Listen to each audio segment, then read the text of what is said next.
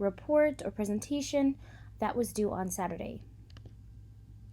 What classroom supports help build the confidence of a child who comes from a single-parent household is the first question I asked. The developmental age I observed was a middle childhood student. She's 8 years old. The domain I was looking at was social-emotional, and the observations that took place, I observed this particular student during dramatic play during indoor recess, and I also participated in a short interview with the same student. During dramatic play, the student jumped out of her seat when recess was announced and ran over to the beauty section of the classroom. This is what the student calls this area.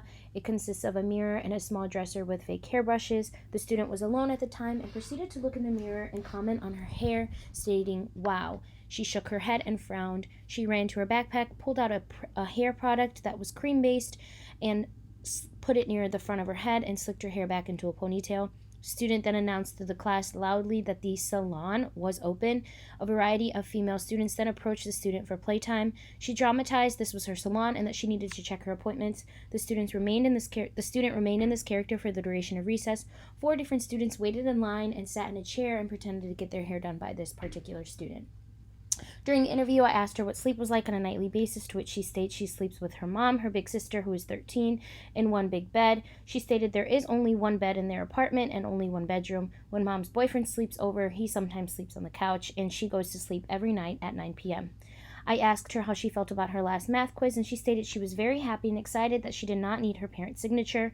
She stated that she never thought that she would get an A+ on a quiz, and that she did not show her mom because she forgot about it, and her mom is very busy at work. Her mom does not like to sign quizzes when she fails. The last thing I asked her was what she likes to do on the weekends, and she stated that she mostly stays at home with her mom and sister, and when her mom has work, her sister's grandmother, Teresa, comes over and watches the 2 girls. She stated that they usually stay inside and play. She plays alone. Her sister does not like to play. She does not have access to a TV and does not play with dolls. She enjoys sketching in her notebooks or playing Dream House. She stated that Dream House is a game where she closes her eyes and pretends she lives in a mansion. When I interviewed and observed the student, I immediately thought of Vygotsky's social cultural theory, which emphasizes the role of social and cultural factors in a child's development.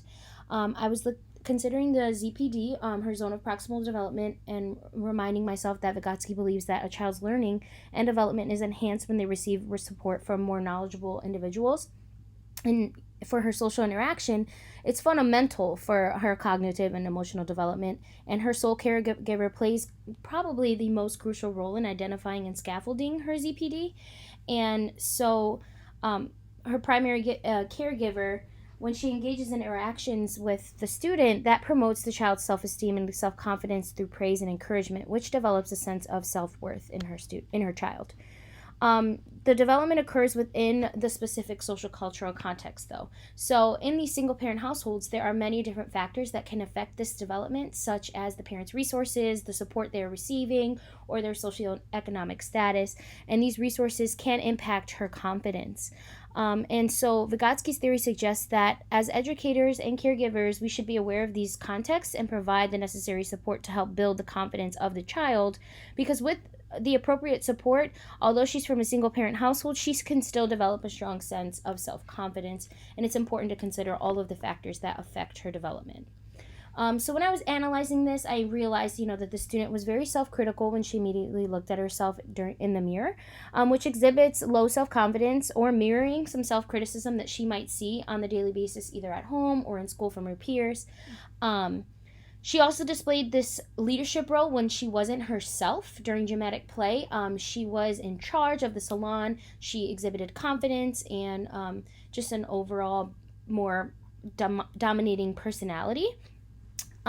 She revealed that she lives in an environment during our interview that may not offer a lot of space for her physical or social development. She stated she does not go out much, and so who she interacts with at home on a daily basis and at school are likely the only interactions she receives to kind of promote this social development and and can affect her confidence. She also revealed that she does not receive or expect praise when she achieves something positive, which goes to show that she simply just tries to avoid negativity or getting in trouble for bad grades rather than expecting praise or excitement when she does do well on something. I believe that Vygotsky's theory supports my data very well, and that interactions from her sole caregiver affects her confidence. And as her educator, to support her, I must collaborate with her parent to ensure that her needs are being met and her self-confidence is being supported. And I'm aware of any factors that might not help and offer as much support as I can. My second question is, what teaching strategies facilitate math learning for third grade? This is the same middle childhood developmental age that I observed. The domain is cognitive, and I observed one large group, 20 third grade students during a large math lesson, and then the same group of students but during small groups math lesson. During the large group, students groaned when the teacher asked them to open their books. She just began to display a series of pictures on the board and asked students to describe what they saw. 3 students raised their hand, and when the teacher called on one, they stated they saw 3 groups of 4 apples. And then the teacher engaged the students in a lecture during which she showed them how to change these word problems into mathematical equations and then therefore solving them. About 5 students, as I was observing the larger group, began to doodle on the inside of their math books while the teacher continued this lecture. Some students continued to look at the board during the lecture, while others looked at the ceiling, doodled, and laid their heads down. During small group, however, students were given math manipulatives in a bag. They were math cubes, and they were told to work in groups to solve a series of word problems that needed to be turned into equations and then solved. I immediately went over to Group 1 to observe, and Group 1 contained 4 students, one of whom seemed to take the lead and began to read the questions out loud and asked the group, "What should we do next?" One student grabbed the manipulatives and made one long cube, while the other 2 answered student 1's question and stated they saw 2 groups of 4 apples. Student 1 then grabbed the manipulatives from the other student and physically made 2 groups of 4 cubes. The students then began to write their equation with the total. There were about 5 small groups total of the classroom, and the teacher walked over and spent around 5 minutes with each group watching and facilitating. All of the students overall seemed to be more engaged in the small group lesson, and although some did seem to be a bit distracted playing with the cubes and things, they were all overall more engaged in the lesson. I immediately thought of Piaget's theory of development. He proposed that children go through different stages of cognitive development as they grow and mature. So looking at the concrete operational stage, these children, they can think logically about objects and events. So Piaget's theory is rooted in constructivism, basically stating that kids construct their own understanding of their world through interaction and exploration, and this can be applied to math. So they can build these concepts through their own experiences and interactions. So learning through interaction, Piaget believed that children learn best when they interact with their environment and engage in problem solving. So in math, this means providing them with hands-on experiences, using manipulatives and real-world examples to help them develop this deeper understanding of these concepts. And, Piaget also mentions that there are individual differences and that children can progress through different stages of cognitive development at their own pace, and that teachers should be aware of this. So analyzing, the students were openly upset with the idea of doing math. They did not seem to be fully engaged with the first large group lesson, as the same 3 to 4 students were raising their hands to participate, and they seemed more engaged and actively participated when they were assigned smaller groups and given the manipulatives to work out their questions. And like I stated before, some students were still slightly distracted, but overall, many more were engaged. So my reflection, I believe that Piaget's theory is supported by my data, and it shows that students need this hands-on experiences and social engagement to become more involved in their learning. If they are more involved in their learning, then this will help to facilitate and support their math learning and answer the question of how to enhance their cognitive development, especially in math. So as their educator, I must support and engage my students in their lesson by providing as much small group, but mostly hands-on experiences during math. Lastly, my third question is, when do my students interact in a co-ed manner and when do they not? So the developmental age I observed was middle childhood, 7 to 8-year-olds, and the domain was physical. I observed 19 third grade students for both indoor and outdoor recess, and the class does consist of 7 boys and 12 girls. During outdoor recess, the students immediately separated based on their gender.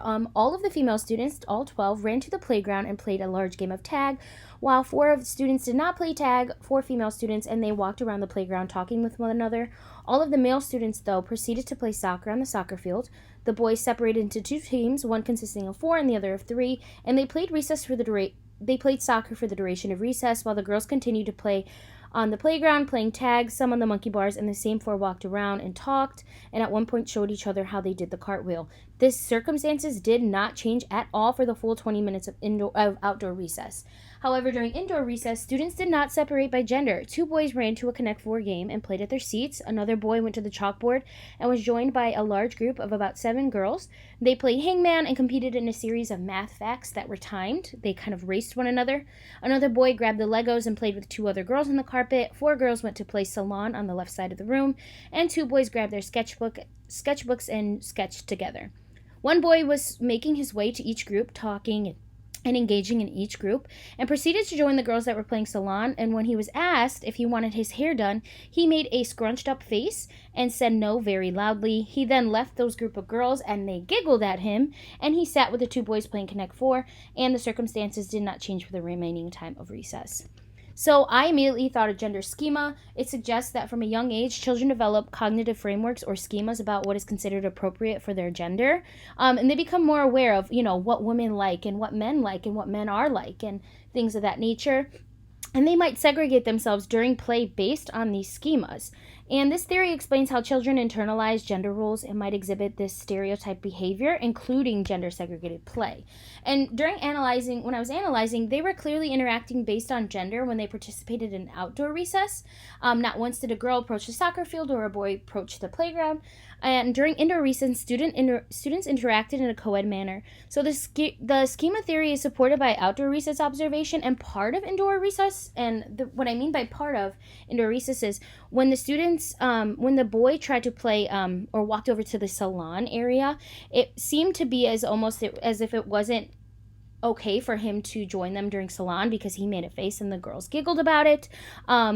But during the other creative processes, it didn't matter if it was a boy or girl. The students played with one another during indoor recess. It was only the salon that clearly showed some gender-based ideas. So, and although tag is not physically challenging, the boys did not join. They played soccer, which is a much more dominated male, at least typically, physical activity in our school. And it's a little bit more aggressive, which might have been why they were more attracted to that game than the girls. Thank you for your time. My reference is the textbook.